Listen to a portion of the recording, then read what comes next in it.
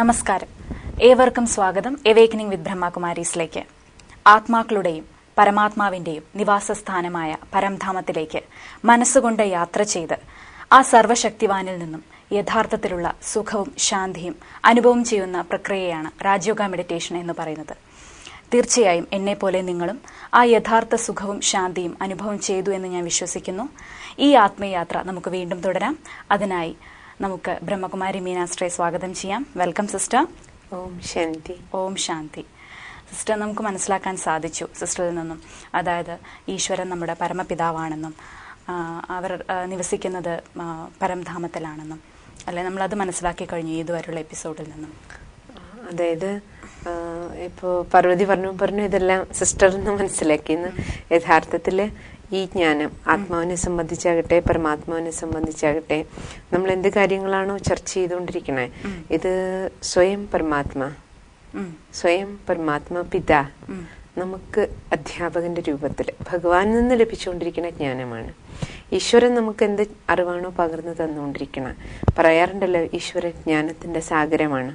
അപ്പൊ ആ ജ്ഞാനസാഗരൻ അധ്യാപകനെ പോലെ നമുക്ക് പകർന്നു തന്നുകൊണ്ടിരിക്കുന്ന അറിവുകളാണ് നമ്മൾ ഷെയർ ചെയ്തുകൊണ്ടിരിക്കുന്നത്. അപ്പം അതില് നമ്മൾ ആത്മാക്കള് എങ്ങനെ ഈ നാടകശാലയില് നാടകം കളിക്കണോ? അപ്പം നാടകം കളിക്കുമ്പോൾ സാധാരണ പറയില്ലേ, നാടകശാല, ശബ്ദം, വെളിച്ചം, ഇതെല്ലാം വേണം നാടകശാലയ്ക്ക്. അപ്പോൾ അതേപോലെ ആത്മാവ് എന്താണോ നിശ്ചയിക്കപ്പെട്ടിരിക്കുന്നത്, ആത്മാവിൽ റെക്കോർഡായിരിക്കുന്ന നമ്മുടെ പാർട്ട്, അതിനനുസരിച്ച് വസ്ത്രമിട്ട് നമ്മൾ നമ്മുടെ റോൾ അഭിനയിക്കുന്നു. അപ്പൊ ഇതെല്ലാം നടക്കുന്ന ഈ ലോകം, ഇതിനെയാണ് നമ്മൾ നാടകശാല, ഇതിനെ തന്നെ ഇംഗ്ലീഷില് കോർപ്പറിയൽ വേൾഡ് എന്ന് പറയും. കാരണം ഇത് സാകാര സൃഷ്ടിയാണ്. ഇവിടെ നമ്മൾ ശരീരധാരിയായിട്ടാണ് പാർട്ട് പ്ലേ ചെയ്യുന്നത്. അതാണ് ഈ ഭൂമിയുടെ അല്ലെങ്കിൽ നാടകശാലയുടെ ഓരോരോ ശരീരം എടുത്തെടുത്ത്. അതെ, തീർച്ചയായിട്ടും. ജനന മരണം എന്ന് പറഞ്ഞ പ്രക്രിയ അതാണല്ലോ. ആത്മാവ് അമ്മയുടെ ഗർഭത്തിലേക്ക് പോണു, ശരീരം കിട്ടണു, ശരീരം എടുത്ത് നമ്മൾ പുറത്തു വരണു, വളർന്ന് പാകാകുന്ന സമയത്ത് അച്ഛൻ, അമ്മ, വീട്, കുടുംബം, നമ്മുടെ ജീവിതം. മരണസമയത്ത് വീണ്ടും ആത്മാവ് വീണ്ടും അടുത്ത അമ്മയുടെ ഗർഭത്തിലേക്ക് പോണു, മറ്റൊരച്ഛൻ, മറ്റൊരമ്മ. മീൻസ് സ്റ്റേജ്, നാടകശാലയില് സ്റ്റേജ് ഒന്ന് മാറുന്നു എന്ന് മാത്രമല്ലേ ഉള്ളൂ, അത്രയല്ലേ വ്യത്യാസം വരുന്നുള്ളൂ. അപ്പൊ ജനന മരണത്തിന്റെ പ്രക്രിയ ഇവിടെ തന്നെ അനസ്യൂതം നടന്നുകൊണ്ടിരിക്കുകയാണല്ലോ. അതുകൊണ്ടല്ല നമ്മളിതിനെ പറയാറില്ലേ, ഇതൊരു വഴിയമ്പലമാണ്, അല്ലെ ഇത് സത്രമാണ്, അങ്ങനെയല്ലേ പറയാ ഭൂമിയെ കുറിച്ച്, നമ്മുടെ ഈ നാടകശാലയെ കുറിച്ച്. സോ അണ്ടർസ്റ്റുഡ് ആണ്, ഇത് സത്രമാണ് അല്ലെങ്കിൽ വഴിയമ്പലാണ്. അർത്ഥം എന്താ? ഇത് നമ്മുടെ വീടല്ല, ആത്മാവിന്റെ വീടല്ല, മറിച്ച് ഇത് നമ്മുടെ നാടകക്കളരി മാത്രമാണ്, നാടകശാല മാത്രമാണ്. അപ്പോ ഈ നാടകശാല, ഇതിനപ്പുറം നമ്മൾ കഴിഞ്ഞ ദിവസം അതിനെക്കുറിച്ച് കുറച്ച് ഡിസ്കസ് ചെയ്തതാണ്. നമ്മൾ ആത്മാക്കള് ഈ നാടകശാലയിലേക്ക് ഇറങ്ങി വന്നു. പക്ഷെ നമ്മുടെ വീട്, നമ്മൾ ആത്മാക്കളുടെ വീട് ഈ ശബ്ദത്തിന്റെ ലോകത്തിനുപരിയായിട്ടുള്ള നിശബ്ദതയുടെ ആ ലോകം. അതായത് എവിടെയാണോ നാടകമില്ലാത്തത്, ശബ്ദമില്ലാത്തത്, ചലനമില്ലാത്തത്, സൂര്യചന്ദ്ര നക്ഷത്രങ്ങളുടെ പ്രകാശം ഇല്ലാത്ത, എന്നാല് ആ സുവർണ പ്രകാശം നിറഞ്ഞു നിൽക്കുന്ന, ഗോൾഡൻ റെഡ് കളർ നിറഞ്ഞിരിക്കുന്ന ആകാശതത്വം, ആ 5 തത്വങ്ങൾക്കുപരിയായിട്ടുള്ള ആ ദേശം, അതിനെയാണ് 6ാമത്തെ തത്വം അല്ലെങ്കിൽ ബ്രഹ്മ മഹത്തത്വം എന്ന് പറയാറുണ്ട്. അതിനെയാണ് ബ്രഹ്മാണ്ടം, പരലോകം, ഈ ശബ്ദങ്ങളെല്ലാം പറയുന്നത്. അപ്പൊ ആ ബ്രഹ്മലോകമാണ് നമ്മൾ ആത്മാക്കളുടെ നിവാസസ്ഥാനം. ആ നിവാസസ്ഥാനം അതിനെ ഇൻകോർപ്പറിയൽ വേൾഡ് എന്ന് പറയും. നിരാകാര ലോകമാണ്. മീൻസ് നമ്മൾ ആത്മാവ് അവിടെ നിരാകാര രൂപത്തിലാണ്, ശരീരം ഇല്ലാതെ. നമ്മളുടെ ഒറിജിനൽ സ്റ്റേജ് എന്താണോ, ആത്മാവിന്റെ ഒറിജിനൽ രൂപം എന്താണോ, ശരീരം എടുക്കുന്നത് ഭൂമിയിൽ വരുമ്പോ. കാരണം ബോഡി നമുക്ക് ഇവിടെയല്ലേ കിട്ടുള്ളൂ. അതേസമയം നമ്മൾ ആത്മാവ് ആത്മലോകത്തിലിരിക്കുന്ന സമയത്ത്, ആ നിരാകാര ലോകത്തിലിരിക്കുമ്പോൾ നമ്മുടെ ഒറിജിനൽ രൂപത്തില്, ഒറിജിനൽ സ്റ്റേജില്, രണ്ടും ആത്മരൂപത്തിലുമാണ് അവിടെ നമ്മൾ ആത്മാവിന്റെ സ്വതസിദ്ധമായ ഗുണങ്ങൾ എന്താണോ ആ ഗുണങ്ങളോട് കൂടിയാണ് നമ്മൾ അവിടെ ഇരുന്നത്. അതുകൊണ്ടല്ലേ ചില സമയത്തൊക്കെ ദുഃഖശാന്തി ഉണ്ടാവുമ്പോൾ നമ്മൾ പറയാറില്ലേ, എന്നെ അങ്ങ് കൂട്ടിക്കൊണ്ട് പോയിക്കൂടെ? എന്റെ അർത്ഥം എന്താ? നമ്മൾ അവിടുന്ന് വന്നവരാണ്, മുകളിൽ നിന്ന്. മുകളിലെ അർത്ഥം നമ്മുടെ വീട്. അപ്പോൾ അതാണ് ബ്രഹ്മലോകം അല്ലെങ്കിൽ പരലോകം, ഇൻകോർപ്പറിയൽ വേൾഡ് എന്ന് പറയാൻ കാരണം അതാണ്. അവിടെ ശരീരമില്ല, ശരീരധാരികളുടെ ലോകമല്ല, നിശബ്ദതയുടെ ലോകമാണ്. അതുകൊണ്ടാണ് ഇതിന് സൈലൻസ് വേൾഡ്, ശാന്തിധാമം എന്ന് പറയുന്നത്. ധാമം എന്ന് പറഞ്ഞാൽ തന്നെ അർത്ഥം വീടെന്നാണ്. ശാന്തി, ധാമം, പരംധാമ, ഈ ശബ്ദങ്ങളാണ് ഗീതയിൽ പോലും ആ ലോകത്തെ, ആത്മലോകത്തെ കുറിക്കാൻ ഉപയോഗിക്കുന്നത്. അപ്പൊ നമ്മൾ ആത്മാക്കളുടെ നിവാസസ്ഥാനം തന്നെയാണ് ആത്മാവിന്റെ മാതാപിതാവിന്റെയും വീട്. സാധാരണ രീതിയിൽ നമ്മൾ പറയില്ലേ, ഇപ്പൊ പാർവതിയുടെ വീട് എവിടെയാണെന്ന് ചോദിച്ചാൽ എന്താണ് പറയാ? മാതാപിതാക്കൾ എവിടെയാണോ അവിടെ തന്നെയാണല്ലോ പാർവതി ഉള്ളത്. അതേപോലെ നമ്മൾ ആത്മാക്കള് ഏത് ലോകത്തെ നിവാസിയാണോ തീർച്ചയായിട്ടും അത് തന്നെയാണ് നമ്മൾ ആത്മാക്കൾക്ക് മാതാപിതാവായിട്ടുള്ള പരമാത്മാവിന്റെ, അഥവാ നമ്മളെ പരമാത്മാവിന്റെ വീട് അല്ലെങ്കിൽ പരംപിത പരമാത്മാവിന്റെ നിവാസസ്ഥാനം ഏതാണോ അത് തന്നെയാണ് നമ്മൾ ആത്മാക്കളുടെയും നിവാസസ്ഥാനം. അതുകൊണ്ടാണ് അതിനെ ഇൻകോർപ്പറിയൽ വേൾഡ്. കാരണം അവിടെ നമ്മൾ ആത്മാവും നിരാകാരാവസ്ഥയിലാണ്. അതേപോലെ പരമാത്മാവിന്റെ രൂപം എന്ത് തന്നെയാണ്? നിരാകാര ജ്യോതി സ്വരൂപമാണ്. ശരീരം ഇല്ലാതെ ജ്യോതി രൂപത്തില് പരമാത്മാവിന്റെ രൂപവും ജ്യോതി സ്വരൂപമാണ്, നിരാകാര രൂപമാണ്. നിരാകാരം എന്നുള്ളത് കൊണ്ട് എന്താ ഉദ്ദേശിക്കുന്നത്? നിരാകാരം മീൻസ് ആകാരമല്ല, ശരീര രൂപമല്ല. പരമാത്മാവിന്റെ രൂപം നിരാകാരം എന്ന് പറയുന്നതിന്റെ അർത്ഥം അതാ, രൂപം ഇല്ല എന്നുള്ളതല്ല, ശരീരരൂപം ഇല്ല. അപ്പൊ നമുക്കെല്ലാവർക്കും ഈ നാടകശാലയിൽ ഇരിക്കുമ്പോ ശരീരത്തിന്റെ രൂപമുണ്ട്. പാർവതിയെ ഞാൻ ഐഡന്റിഫൈ ചെയ്യുന്നത് എങ്ങനെയാണ്? ഈ ശരീരത്തിന്റെ രൂപത്തില്. അതുപോലെ മീനാ സിസ്റ്റർ എന്ന് പറഞ്ഞ പാർവതിയെ ഐഡന്റിഫൈ ചെയ്യുന്നത് ഈ ശരീരത്തിന്റെ രൂപത്തില. കാരണം ആത്മാവിനെ നമുക്ക് ഈ കണ്ണുകൾ കൊണ്ട് കാണാൻ കഴിയുന്നതല്ലല്ലോ. ആത്മാവിന്റെ രൂപം അതിസൂക്ഷ്മമാണ്. അതുകൊണ്ടാണ് ഗീതയിലും പറയുന്നത് പരമാത്മാവിന്റെ അവ്യക്ത മൂർത്തം എന്നാണ് പറയുന്നത്. ഈശ്വരന്റെ രൂപം ദിവ്യദൃഷ്ടിക്ക് മാത്രമേ കാണാൻ പറ്റൂ. നമുക്ക് ഈ നഗ്ന നേത്രങ്ങൾ കൊണ്ട് കാണാൻ കഴിയില്ല. കാരണം ഇങ്ങനെ ഒരു രൂപമല്ല. അപ്പൊ ആ നിരാകാര രൂപത്തില് പരമാത്മാവും നിവസിക്കുന്നത് അതേ ലോകത്താണ്. അവിടെ നിന്നാണ് നമ്മൾ ഇവിടേക്ക് വന്നത്. അങ്ങനെയാണ് പരമാത്മാവ് അവിടെ നിവസിക്കുന്നു. അതെ, നമ്മൾ ഇവിടെ ഇങ്ങോട്ട് വരുന്നു, നാടകം അഭിനയിക്കാൻ വേണ്ടി വരുന്നു. അപ്പൊ പരമാത്മാവ് അവിടെ ഭൂമിയിലേക്ക് വരുന്നില്ലേ സിസ്റ്റർ? അങ്ങനെയാണെങ്കിൽ പരമാത്മാ ഭൂമിയിലേക്ക് വരുന്നില്ലേ ചോദിച്ചാൽ തീർച്ചയായിട്ടും വരുന്നുണ്ട്. പക്ഷെ നമ്മളെ പോലെ അഭിനയിക്കാൻ വരുന്നില്ല. അതാണ് വ്യത്യാസം. അതാണ് പറയണേ പരമാത്മാ അജന്മാവ് എന്നതുകൊണ്ട് ഉദ്ദേശിക്കുന്നതിന്റെ അർത്ഥം അതാ. നമ്മൾ ആത്മാക്കള് ആത്മലോകത്തുനിന്ന് ആത്മാവ് നക്ഷത്രം പോലെ മിന്നാമിനുങ്ങ് പോലെ ഈ ദിവ്യമായ ഊർജസ്രോതസ് ആത്മലോകത്തുനിന്ന് ഈ സൃഷ്ടി നാടകത്തിലെത്തിയിട്ട് ഇവിടെ ശരീരം എടുത്ത് നമ്മൾ പാർട്ട് അഭിനയിക്കണം. നമ്മൾക്ക് ശരീരം എടുക്കാൻ വേണ്ടി അമ്മയുടെ ഗർഭത്തിലേക്ക് പോകേണ്ടി വരണം. അമ്മയുടെ ഗർഭത്തിൽ പോകുന്നത് കാരണം നമുക്ക് മാതാപിതാ ആ ബന്ധങ്ങള്, അച്ഛൻ അമ്മ, അതിനുശേഷം നമ്മള് കുട്ടിയായിട്ട് ജനിച്ചു കഴിയുമ്പോൾ വളർന്നു കഴിയുമ്പോൾ നമ്മള് വിദ്യാഭ്യാസത്തിന് വേണ്ടി സ്കൂളിൽ പോകുമ്പോൾ അപ്പൊ നമുക്ക് അധ്യാപകനുണ്ട്. അപ്പൊ അച്ഛനും അമ്മയും ഗുരു എല്ലാം നമുക്ക് വേറെ വേറെ വരുന്നുണ്ട്. പിന്നെ നമ്മൾ ആത്മാവിന് ശരീരം എടുത്ത് നമ്മൾ കർമ്മക്ഷേത്രത്തിലെ കർമ്മം ചെയ്യുന്നത് കാരണം എങ്ങനെയുള്ള കർമ്മമാണോ നമ്മൾ ചെയ്യുന്നത് ആ കർമ്മത്തിനനുസരിച്ചുള്ള സുഖ ദുഃഖ ഫലങ്ങൾ നമുക്ക് അനുഭവിക്കേണ്ടി വരണം. അതുകൊണ്ടാണ് നമുക്കെല്ലാം ഭോഗമുണ്ട്, കർമ്മഭോഗമുണ്ട്.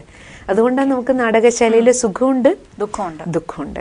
കാരണം സുഖത്തിന് ആധാരമായ കർമ്മങ്ങൾ നമ്മൾ ചെയ്യുമ്പോൾ നമുക്കതിൽ നിന്ന് സുഖം കിട്ടണം.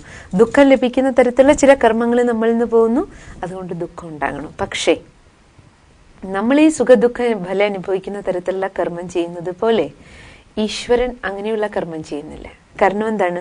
നമ്മൾ ആത്മാവ് അമ്മയുടെ ഗർഭത്തിൽ പോകുന്നത് പോലെ പരമാത്മാവ് ഒരു അമ്മയുടെ ഗർഭത്തിലേക്ക് ഒരിക്കലും വരുന്നില്ല.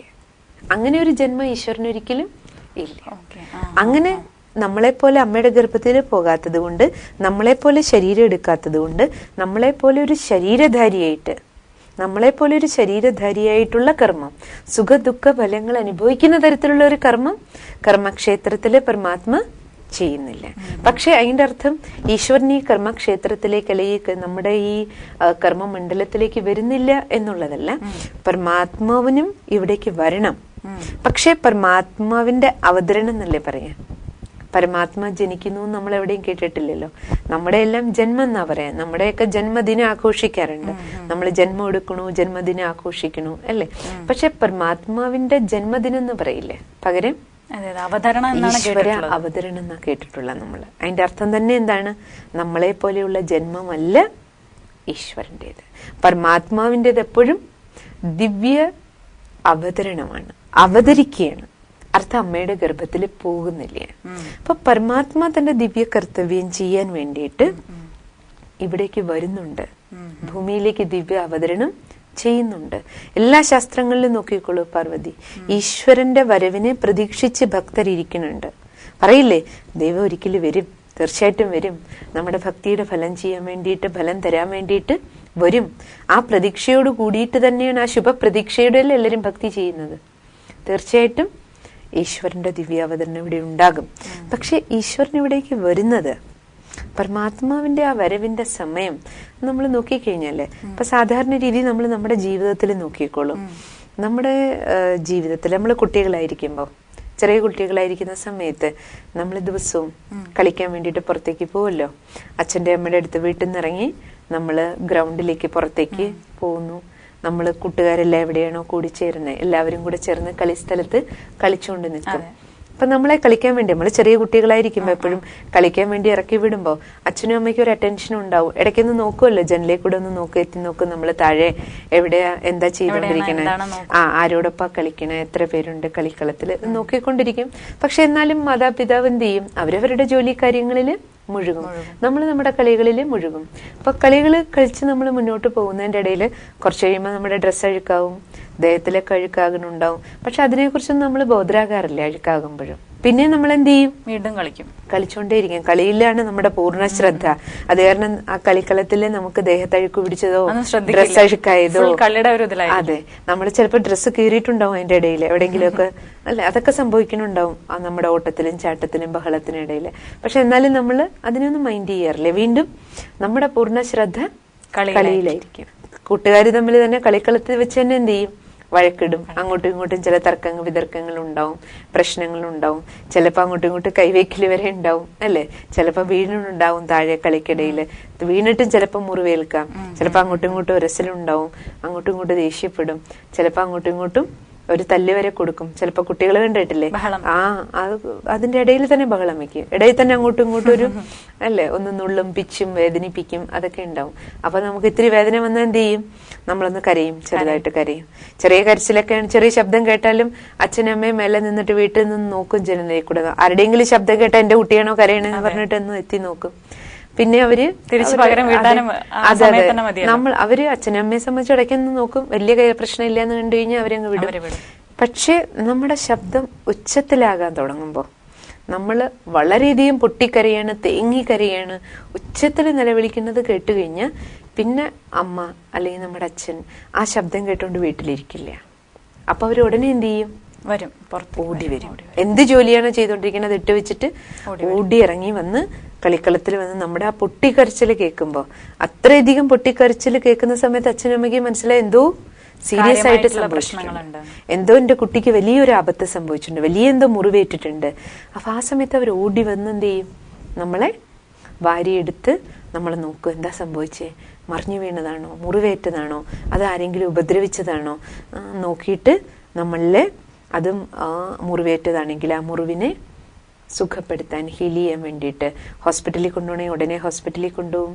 കൈകാലെല്ലാം കഴുകിച്ച് ഡ്രസ്സൊക്കെ ചളി പിടിച്ചതാണെങ്കിൽ അതെല്ലാം മാറ്റി വൃത്തിയാക്കി നമ്മളുടെ പരിചരണം ചെയ്യും.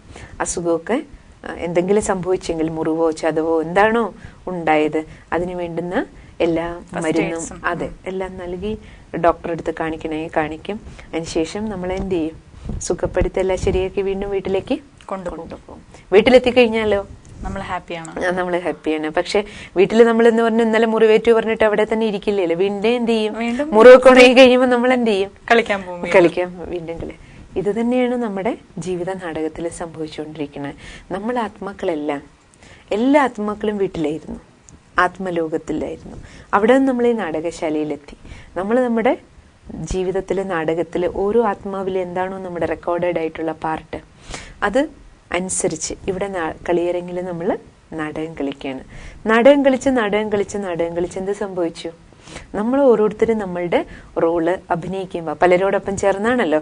നമുക്ക് ഈ നാടകശാലയിൽ എത്ര പേരാണ് നമ്മുടെ കൂടെയുള്ള സഹ അഭിനേതാക്കള്?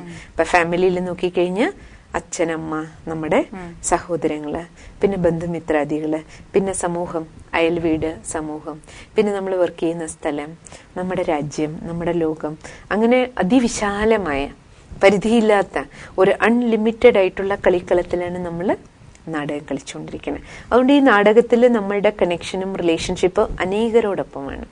അതുകൊണ്ട് ഈ നാടകശാലയിൽ നമ്മൾ കളിച്ചുകൊണ്ടിരിക്കേ നാടകം കളിച്ച് എപ്പോഴാണോ നമ്മൾ ഓരോ ആത്മാവും അഭിനേതാവും ഈ കളിക്കിടയിലും എന്തൊക്കെ സംഭവിക്കുന്നുണ്ട്? ആദ്യമൊക്കെ ചില സമയത്ത് അങ്ങോട്ടും ഇങ്ങോട്ടും സുഖം കൊടുക്കുന്നുണ്ട്, നമ്മൾ സന്തോഷിക്കുന്നുണ്ട് ഈ കളിയരങ്ങില്. കുടുംബാംഗങ്ങളോടൊപ്പാണെങ്കിലും ജോലി സ്ഥലത്താണെങ്കിലും ചില സമയത്ത് നമ്മൾ സന്തോഷമായിട്ട് പാർട്ട് പ്ലേ ചെയ്യും. അങ്ങനെ നാടകം കളിച്ച് സുഖത്തിന്റെ പാർട്ട് നമ്മൾ അഭിനയിച്ചു നാടകത്തില്. പക്ഷെ ഒപ്പം തന്നെ ഇടയിലിടയിൽ എന്ത് ചെയ്യുന്നുണ്ട്? ചില ദുഃഖത്തിന്റെ, ശാന്തിയുടെ, വേദനയുടെ, കഷ്ടങ്ങളുടെ റോളും നമ്മൾ പ്ലേ ചെയ്യുന്നുണ്ട്. എപ്പൊ നമുക്ക് ദുഃഖം ഉണ്ടായോ കഷ്ടം ഉണ്ടായോ ആ സമയത്ത് നമ്മൾ എന്ത് ചെയ്യുന്നു? നമ്മൾ നമ്മുടെ മാതാപിതാവിനെ, ഈശ്വരനെ വിളിച്ചിട്ട് ദുഃഖത്തിൽ എല്ലാവരും ആരെയാ ഓർമ്മിക്കുക? തീർച്ചയായിട്ടും ഈശ്വരനെ. സുഖം വരുമ്പോ നമ്മൾ ആരും ഓർമ്മിക്കില്ല. പക്ഷെ ദുഃഖം വരുമ്പോ നമ്മൾ എല്ലാവരും എന്ത് ചെയ്യും? പരമാത്മാവിനെ ഓർമ്മിക്കുന്നുണ്ട്. അപ്പോഴാണ് നമ്മൾ ഭക്തിയും പൂജയും മന്ത്രവും എല്ലാ കാര്യങ്ങളും ചെയ്യണേ. ദുഃഖം മാറാൻ വേണ്ടിയുള്ള വഴിപാടുകളും സ്പെഷ്യൽ പൂജകളും കാര്യങ്ങളും ഒക്കെ ചെയ്യാൻ തുടങ്ങി. പക്ഷെ ഈ സമയം ഇപ്പം നമ്മൾ നോക്കിക്കഴിഞ്ഞാൽ നമ്മുടെ മുന്നിലൂടെ കടന്നുപോയിക്കൊണ്ടിരിക്കുന്ന ഈ വർത്തമാന കാലഘട്ടം, ഈ കാലഘട്ടത്തെ സംബന്ധിച്ചിടത്തോളം പാർവതിക്ക് എന്താ തോന്നുന്നത്? നമ്മുടെ ദുഃഖവും അശാന്തിയും കഷ്ടങ്ങളും ദുരിതങ്ങളും ഈ സമയത്ത് കൂടിയിട്ടുണ്ടോ അതോ കുറഞ്ഞിട്ടുണ്ടോ? പാർവതിക്ക് എന്താണ് ഫീൽ ചെയ്യുന്നത്? തീർച്ചയായിട്ടും കൂടിയിട്ടുണ്ട്. കാരണം പുറമേ നമ്മൾ എത്രയോ സന്തോഷവതിയായിട്ട് നമുക്ക് ഫീൽ ചെയ്യും. പക്ഷെ അവരുടെ ഉള്ളിലുള്ള പോയി നോക്കുമ്പോഴാണ് നമുക്ക് മനസ്സിലാവുന്നത് അവരും വളരെ ദുഃഖത്തിലിരിക്കുകയാണ്. പുറത്ത് ഒരുപാട് ലക്ഷറീസിലായിരിക്കും അവർ ജീവിക്കുന്നത്. പക്ഷെ അവരുടെ ഉള്ളിലേക്ക് എത്തി നോക്കുമ്പോഴാണ് മനസ്സിലാവുന്നത് അവര് വളരെ ദുഃഖിതരാണ്. അതെ. അല്ലെങ്കിൽ നമുക്കറിയാലോ എത്ര ധാരാളം സമ്പന്നര്, ഇഷ്ടം പോലെ പൈസയും ഭൗതികമായ ചുറ്റുപാടുകളും എല്ലാം ധാരാളം ഉള്ളവർ എത്രയോ പേര് നമ്മുടെ നാട്ടിലുണ്ട്. പക്ഷേ അവർക്കും ദുഃഖം ഒരു തരത്തിൽ അല്ലെങ്കിൽ മറ്റൊരു തരത്തിൽ ഉണ്ടാകുന്നുണ്ട്. അപ്പോൾ ഇത്രയധികം ദുഃഖം ഫീൽ ചെയ്യണ അർത്ഥം എന്താണ്? ഈ സമയം ഇപ്പൊ പൈസയുണ്ട്, ബാക്കി ഭൗതികമായ സാഹചര്യങ്ങളെല്ലാം ഉണ്ടായിട്ടും ദുഃഖവും അശാന്തിയും കൂടുകയാണ്. നമുക്ക് ചുറ്റും നോക്കി അറിവ് നമുക്ക് ധാരാളം ഉണ്ട്, എന്നിട്ടും അജ്ഞതയ്ക്ക് വശപ്പെട്ട് ധാരാളം തെറ്റുകൾ നമ്മൾ ചെയ്തുകൊണ്ടിരിക്കുന്നുണ്ട്. സുഖശാന്തി മനുഷ്യന് തരാൻ, സുഖം തരാൻ ധാരാളം സയൻസിന്റെ സാധനങ്ങൾ ഓരോ ദിവസവും പുറത്തു വന്നുകൊണ്ടിരിക്കണം. എന്നിട്ടും നമ്മുടെ ദുഃഖശാന്തി വർദ്ധിച്ചുകൊണ്ടിരിക്കുക. അധർമ്മം കൂടി വരുന്നുണ്ട്, അക്രമം വർദ്ധിച്ചുകൊണ്ടിരിക്കുന്നുണ്ട്, അല്ലെ? എല്ലാ അർത്ഥത്തിലും നമ്മൾ നോക്കൂ. ക്ലൈമാറ്റിക് കണ്ടീഷൻ നോക്കൂ, മനുഷ്യന്റെ സ്വഭാവ സംസ്കാരങ്ങൾ നോക്കൂ. വീടുകളിൽ തന്നെ നമ്മൾ എന്താ കാണുന്നത്? ഓരോ വീടുകളും യുദ്ധക്കളായിട്ട് മാറിക്കൊണ്ടിരിക്കുക. അപ്പോൾ തീർച്ചയായിട്ടും നമ്മൾ മനസ്സിലാക്കേണ്ട ഒരു വസ്തുത ഇതാണ്. ആ ഒരു സമയം നമ്മുടെ ഈ നാടകശാലയിലെ കളിയരങ്ങില് നമ്മൾ മക്കളെല്ലാം നാടകം കളിച്ച് ക്ഷീണിതരായിട്ട് ഏറ്റവും കൂടുതൽ മുറിവേറ്റിരിക്കുന്ന ഒരു സമയം. ദുഃഖവും അശാന്തിയും നമ്മുടെ ഡേ ബൈ ഡേ വർദ്ധിച്ചുകൊണ്ടിരിക്കുകയാണ്. അതുകൊണ്ടാണ് ഭക്തിയും കൂടി വരണം, സത്സംഗങ്ങളും കൂടുകയാണ്, ആശ്രമങ്ങളുടെ എണ്ണവും കൂടുകയാണ്, ഗുരുക്കന്മാരുടെ എണ്ണവും വർദ്ധിച്ചുകൊണ്ടിരിക്കുക, ഭക്തരുടെ എണ്ണവും വർദ്ധിച്ചുകൊണ്ടിരിക്കുകയാണ്, ഭക്തിയും കൂടി വരികയാണ്. അപ്പൊ അതിൽ നിന്ന് തന്നെ എന്ത് മനസ്സിലാക്കാം? ദുഃഖം കൂടി വരികയാണ്. അപ്പൊ ദുഃഖം അതിന്റെ ക്ലൈമാക്സിൽ എത്തിക്കൊണ്ടിരിക്കണം, അതിന്റെ ഉച്ചകോടിയിൽ എത്തിക്കൊണ്ടിരിക്കുന്ന ഒരു സമയമാണ്. അപ്പൊ തീർച്ചയായിട്ടും നമ്മൾ മക്കളുടെ ദുഃഖത്തെ ഹരിച്ച് നമുക്ക് സുഖം നൽകാൻ, നമ്മുടെ വേദനകളെ അകറ്റാൻ തീർച്ചയായിട്ടും ഈശ്വരന്റെ മഹിമ തന്നെ അതല്ലേ. ദുഃഖഹർത്ത സുഖകർത്താവെന്നല്ലേ, ദുഃഖത്തെ ഹരിച്ച് സുഖം നൽകുന്ന ആൾ. അപ്പൊ തീർച്ചയായിട്ടും ഈശ്വരൻ എപ്പോഴും അത് ചെയ്തിട്ടുണ്ടാകണം. പാപകടേശ്വരൻ എന്നല്ലേ പറയണേ, പാപത്തെ ഹരിച്ചിട്ടുണ്ടായിരിക്കണം. മുക്തേശ്വരൻ എന്നല്ലേ പറയണേ, കഷ്ടങ്ങളിൽ നമുക്ക് ലിബറേഷൻ, സ്വാതന്ത്ര്യം തരാൻ ഈശ്വരൻ വന്നിട്ടുണ്ടാവണം. അപ്പൊ തീർച്ചയായിട്ടും ഈ കർത്തവ്യങ്ങളെല്ലാം നിർവഹിക്കാൻ പരമാത്മാവിന്റെ ദിവ്യ അവതരണം നടക്കുന്ന സമയം നമ്മുടെ ഈ സൃഷ്ടി നാടക ശാലയില് ഇതാണ് ആ സമയം. ഈ വർത്തമാന കാലഘട്ടം, കലിയുഗത്തിന്റെ ഈ ടൈം, കലഹക്ലേശത്തിന്റെ കാലഘട്ടം എന്നല്ലേ പറയണേ. അപ്പൊ തീർച്ചയായിട്ടും ഈ സമയത്താണ് പരമാത്മാ തന്റെ ദിവ്യ കർത്തവ്യം ചെയ്യുന്നതിന് വേണ്ടിയിട്ട് ഈ നാടകശാലയിലേക്ക് വരുന്നത്. അതുകൊണ്ടായിരിക്കും ഗീതയിൽ അങ്ങനത്തെ ഒരു ശ്ലോകം ഉണ്ടല്ലോ, യഥാ ധർമ്മസ്യ. തീർച്ചയായിട്ടും അധർമ്മം എപ്പോ വർദ്ധിക്കുന്നു ആ സമയത്ത് ധർമ്മത്തിന്റെ പുനഃസ്ഥാപനയ്ക്ക് ഞാൻ വരുന്നു എന്നാണല്ലോ പറയണത്. അപ്പൊ ഈശ്വരന്റെ ദിവ്യ അവതരണം നടക്കുന്ന അധർമ്മം വർദ്ധിക്കുമ്പോൾ തന്നെയാണ്. അപ്പൊ അധർമ്മം വർദ്ധിച്ചിരിക്കുന്ന കാലഘട്ടം നമുക്ക് മനസ്സിലാകണുണ്ട്. നമ്മുടെ ഓരോരുത്തരുടെയും ആയുഷ്കാലം മാത്രം ചെക്ക് ചെയ്ത് അറിയാം. കുറച്ച് വർഷങ്ങൾക്ക് ബാക്കിലേക്ക് നമ്മൾ നോക്കുമ്പോഴും ഇപ്പോഴത്തെ സമയം തമ്മിലുള്ള വ്യത്യാസം നോക്കിയാൽ തന്നെ നമുക്കറിയാം ഇതാണ് ആ സമയം. ഈശ്വരന്റെ ദിവ്യ കർത്തവ്യം, പരമാത്മാവ് ഒന്നൊരു കർത്തവ്യം ചെയ്യണമെങ്കിൽ തീർച്ചയായിട്ടും ഈ സമയം ഇപ്പോഴാണ് വരേണ്ടത്. ഇപ്പോഴാണ് നമ്മൾ ചളി പിടിച്ചിരിക്കണേ, അഴുക്ക് പിടിച്ചിരിക്കണേ. ഈ സമയം നമ്മൾ ആത്മാവും ശരീരവും എല്ലാം അഴുക്ക് പിടിച്ചിരിക്കുക, മനസ്സ് ദുഃഖം കൊണ്ട് നിറഞ്ഞുകൊണ്ടിരിക്കുകയാണ്. അപ്പൊ ഇതാണ് ആ സമയം. തീർച്ചയായിട്ടും അതെ. അപ്പോ ഇന്ന് നമുക്ക് കുറച്ച് സമയം നമ്മള് ആത്മാവിലെ ചളി കളയാൻ, അഴുക്ക് കളയാൻ നമുക്ക് മനസ്സിലായി. മെഡിറ്റേഷൻ, ഓർമ്മയുടെ യാത്ര, പരമാത്മ സ്മൃതിയാണ് നമ്മുടെ പാപത്തെ ഹരിക്കാൻ നമ്മളെ സഹായിക്കണം. എത്രത്തോളം നമ്മൾ ഈശ്വരനെ ഓർമ്മിക്കണോ ആ ഓർമ്മയുടെ യാത്രയിലൂടെ നമ്മുടെ പാപഭാരം കുറഞ്ഞുകൊണ്ടിരിക്കും. അല്പസമയം നമുക്ക് ഈശ്വര സ്മൃതിയിൽ ഇരിക്കാം. അപ്പൊ അതിനുവേണ്ടി ശ്രേഷ്ഠ സങ്കല്പങ്ങൾ സിസ്റ്റർ പറയണ സമയത്ത് മനസ്സുകൊണ്ട് പാർവതിയും ബാക്കി ആരെല്ലാം പ്രേക്ഷകരിത് കണ്ടുകൊണ്ടിരിക്കുന്ന പ്രോഗ്രാം നമുക്ക് എല്ലാവർക്കും ചേർന്ന് അവരവരിയ്ക്കുന്ന സ്ഥലത്ത് ഇരുന്നുകൊണ്ട് തന്നെ മനസ്സുകൊണ്ട് ഈ ഒരു യാത്ര ചെയ്യാം. എന്താണോ കേൾക്കുന്നത് അതിനോടൊപ്പം മനസ്സുകൊണ്ട് യാത്ര ചെയ്യാൻ ശ്രമിക്കുക. എന്റെ മധുരമായ സന്താനങ്ങളെ, നിങ്ങൾ എന്നെ ദൈവം, അല്ലാഹ്, ശിവൻ, യഹോവ, ഗോഡ് എന്നെല്ലാം വിളിക്കുന്നു. നിങ്ങൾ എനിക്കു വേണ്ടി ക്ഷേത്രങ്ങളും മസ്ജിദുകളും പള്ളികളും ഗുരുദ്വാരകളും നിർമ്മിച്ചു. നിങ്ങൾ വേദശാസ്ത്രങ്ങളും മറ്റു പല ധർമ്മഗ്രന്ഥങ്ങളും രചിച്ചു. എന്നിലേക്ക് എത്തുന്നതിനു വേണ്ടി പൂജ, അർച്ചന, ജപതപങ്ങൾ ചെയ്തു. എന്റെ പേരിൽ അനേക യുദ്ധങ്ങൾ നടത്തി. എനിക്കു വേണ്ടി പല ത്യാഗങ്ങളും ബലിദാനങ്ങളും നടത്തി. എന്നാൽ നിർഭാഗ്യവശാൽ എന്നെ ആർക്കും പ്രാപ്തമാക്കാൻ കഴിഞ്ഞില്ല. എന്നിൽ എത്തിച്ചേരാനും ആർക്കും സാധിച്ചില്ല. യഥാർത്ഥത്തിൽ എന്നെ അറിയുന്നതിന് മുമ്പേ സ്വയം ആരാണെന്ന് അറിയുകയും അനുഭവിക്കുകയും ചെയ്യണം. അജ്ഞത കൊണ്ട് സ്വയത്തെ ഭൗതിക ശരീരമാണെന്നാണ് നിങ്ങൾ ധരിച്ചിരിക്കുന്നത്. അതിനാലാണ് ജാതി, മത, ഭാഷ, രാഷ്ട്രീയതകളുടെ പേരിൽ ഭേദഭാവം കാണിക്കുന്നത്.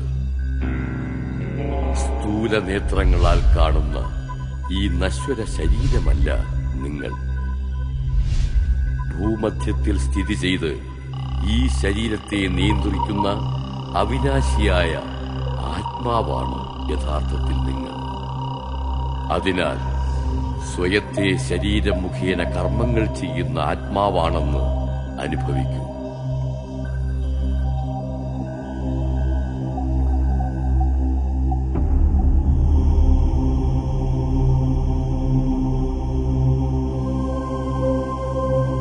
ഇപ്പോൾ ഒരല്പസമയത്തേക്ക് ബാഹ്യകാര്യങ്ങളിൽ നിന്നും വായുമണ്ഡലത്തിൽ നിന്നും സ്വയത്തെ വേർപെടുത്തൂ. ഈ ദേഹത്തെ മറന്ന് താങ്കൾ സ്വയത്തെ ഭൂമധ്യത്തിൽ തിളങ്ങിക്കൊണ്ടിരിക്കുന്ന ചൈതന്യ നക്ഷത്രമാണെന്ന് അനുഭവിക്കൂ. യഥാർത്ഥത്തിൽ അതിസൂക്ഷ്മമായ പ്രകാശബിന്ദുവായ ആത്മാവാണ് താങ്കൾ. ഇപ്പോൾ നിങ്ങൾ ആത്മീയമായ ഒരു യാത്ര ആരംഭിക്കുകയാണ്. ഈ ഭൗതിക ലോകത്തിൽ നിന്നും ദേഹത്തിൽ നിന്നും മുക്തമായി നീലാകാശത്തിന് നേരെ പറന്ന്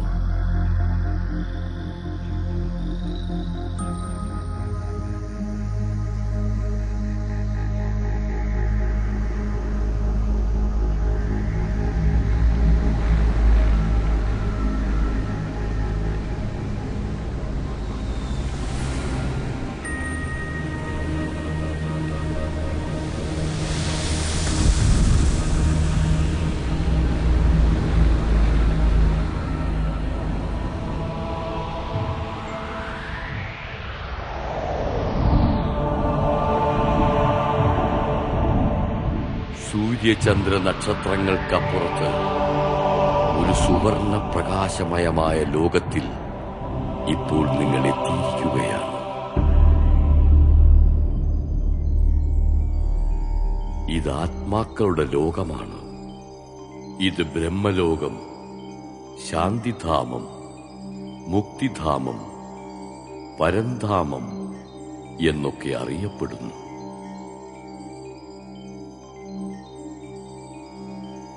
ഞാൻ ആത്മാക്കളായ നിങ്ങളുടെയെല്ലാം പിതാവായ പരമപിത പരമാത്മാവായ ശിവനാണ്. ആത്മാക്കളായ നിങ്ങളെപ്പോലെ ഞാനും അതിസൂക്ഷ്മമായ ജ്യോതിർബിന്ദുവാണെങ്കിലും ജ്ഞാനത്തിലും ഗുണങ്ങളിലും സാഗര സമാനമാണ്. സർവശക്തിമാനായ ഞാൻ ജനനമരണ ചക്രത്തിന് അതീതനായത് കാരണം സദാ പാവനമാണ്. ആത്മാക്കളായ നിങ്ങളെല്ലാവരും എന്റെ പ്രിയ സന്താനങ്ങളാണ്. ദേഹസഹിതം ദേഹത്തിന്റെ സർവസംബന്ധങ്ങളെയും മറന്ന് സ്വയത്തെ ആത്മാവാണെന്ന് മനസ്സിലാക്കി പരമപിതാ പരമാത്മാവായ എന്നെ ഓർമ്മിക്കുന്ന പ്രക്രിയയാണ് രാജയോഗം. ഇതിലൂടെ നിങ്ങളുടെ ജന്മജന്മാന്തരങ്ങളിലെ പാപങ്ങൾ ഭസ്മമാകും. ആത്മാവ് സർവഗുണങ്ങളാലും സർവശക്തികളാലും സമ്പന്നവുമാകും. ഓർക്കുക, പ്രകൃതിയുടെ പഞ്ചഭൂതങ്ങൾ നിങ്ങളുടെ ഈ സമ്പന്നതയെ പ്രതീക്ഷിച്ചുകൊണ്ടിരിക്കുകയാണ്.